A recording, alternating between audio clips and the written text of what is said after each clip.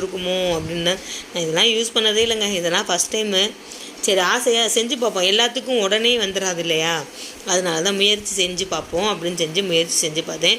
அப்புறம் வீட்டில் 10 ரூபாய்க்கு முந்திரி பருப்பு இருந்துச்சு, அதை அப்படியே எடுத்து டெக்கரேட் பண்ணிடுவோம், நம்மள்ட்ட தான் வேறு எதுவுமே இல்லையே அப்படின்னு சொல்லிட்டு இதை வச்சு பண்ணிட்டேன்.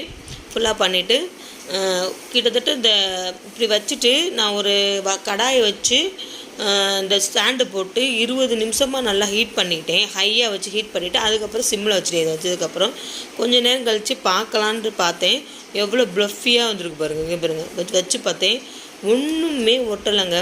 ஆனால் டேஸ்ட் வைஸ் பார்த்திங்கன்னா உண்மையிலே சொல்கிறேங்க, சாஃப்ட்னஸ் மட்டும்தான் கொஞ்சம் கம்மியாக இருந்துச்சு தவிர டேஸ்ட் வைஸ் உண்மையிலே நல்ல சுகர் கரெக்டாக, அந்த பட்ரு அந்த சூப்பராக இருந்துச்சுங்க.